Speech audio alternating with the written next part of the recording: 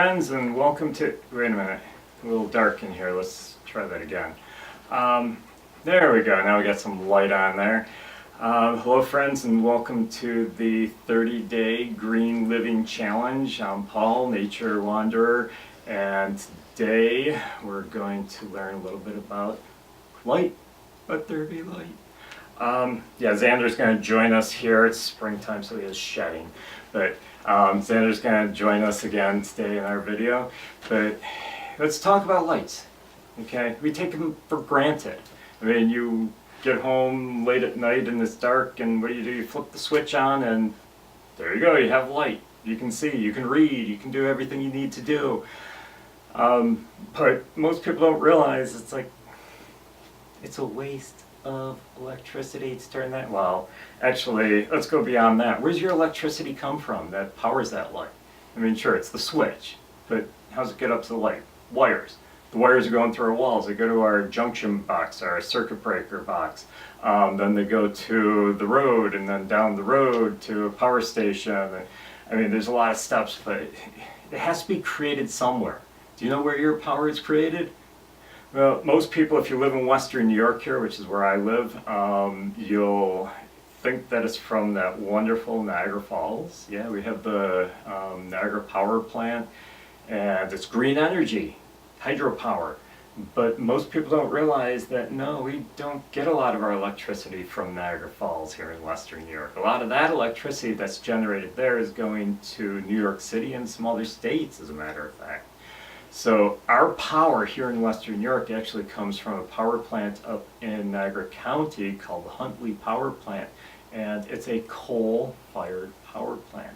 Now, I don't care what anyone says, there's no such thing as clean coal. No, it pollutes the environment. It destroys the environment. Getting the coal out of the ground, burning the coal causes pollution. I mean, there's nothing good about creating electricity with coal. So every time you turn on that switch to use the lights, you're using power, you're creating environmental pollution.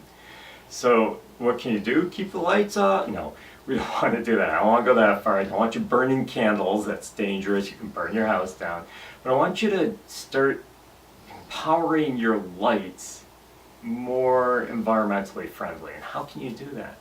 Well, light bulb. Okay, this is what we call an incandescent light bulb. I actually had to search my house to try to find this because this bulb was out of my garage. It's waiting to be upcycled. I've switched all these out of my house. Why? Well, how many of you remember when this was your only option? I see all your hands up. No, I can't see your hands up. But I remember when this was your only option. You go to the store and what do you buy? You buy incandescent light bulbs because that's all there was there.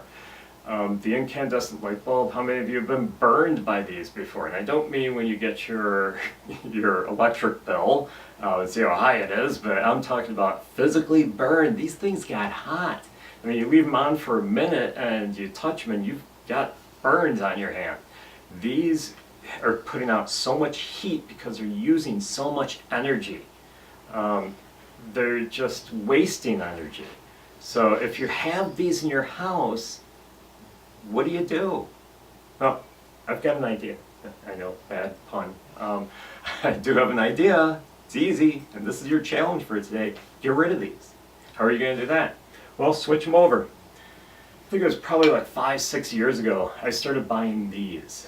Every time I saw them on sale, I'd buy compact fluorescent light bulbs. These use a fraction of the power that an incandescent light bulb uses. A fraction of it. So get rid of these, replace them with the, oh, let's go one step further. Yeah. Last year, and actually I started a couple years ago, when these started coming down in price, I started buying LED light bulbs. I know these look the same, okay? They're trying to make them look similar. Not for the people who cannot give up the shape of a light bulb, no. Of course, that's part of the reason, but it's also lampshades. They do make the lampshades that clip onto the bulb itself. So they want to make these so that they clip on. Plus, people are used to this style of bulb, so they're making them so that they look similar. This is an LED light bulb. this will also use a fraction of the electricity that the incandescent light bulb uses. So both these on the outsides use a fraction of what the incandescent light bulb uses. So switch over. Do you have to do it today? You can run out to the store right now? No, we'll talk about saving gas and compacting trips at another day. That's another challenge for you on another day. But tomorrow, on your way to the store, or sorry, if you're on the way to the store or way home from work, stop at the store. You know, don't make an extra trip for this, but stop, do some research tonight, see who's got these on sale, and go out and buy these tomorrow and start changing out your bulbs. What do you do with the old ones? When I switched out my, when I first started switching, I let these die out. They only last about a year anyhow. We'll talk about that in a second. I took all my compact fluorescents to Goodwill so that someone who doesn't have as much money, they can, you know, get these cheap enough. There's still some life left in them. So I took these to Goodwill and I started putting all my LED light bulbs in.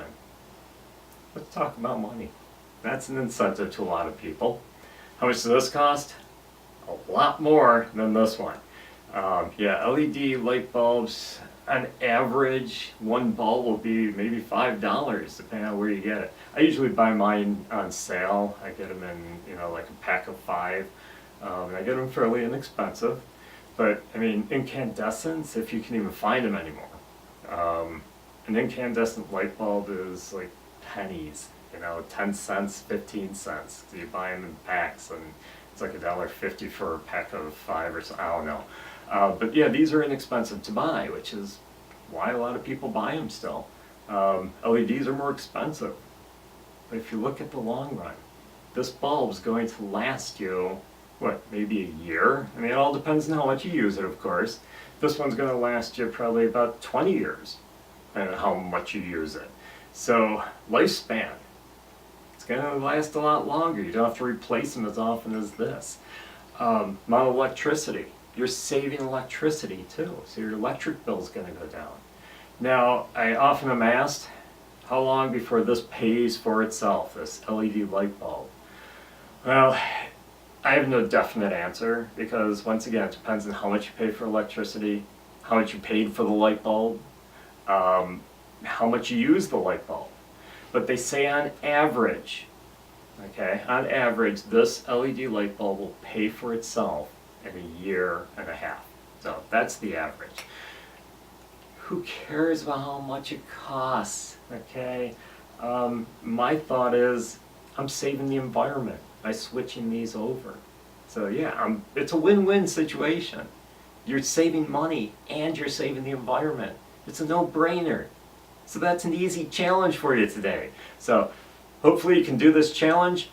Switch out your light bulbs, try to switch them all out. If you have the tube light bulbs, the fluorescent light bulbs, maybe for a shop lamp, I see them in basements a lot, the long tube fluorescent bulbs. They now make those in LEDs. So I switched all of those out in my house. I switched out my last compact fluorescent. It was actually a fluorescent tube in a circle in my kitchen. Switched that out just a couple weeks ago. So I am totally LED in my house. So easy challenge for you. Switch the bulbs out. That's Xander in the background. Yeah, we've got company. So I'm going to let you guys get going. I'm going to get going. Easy challenge for you today. Good luck, and we'll see you tomorrow for day 3. Have a great day.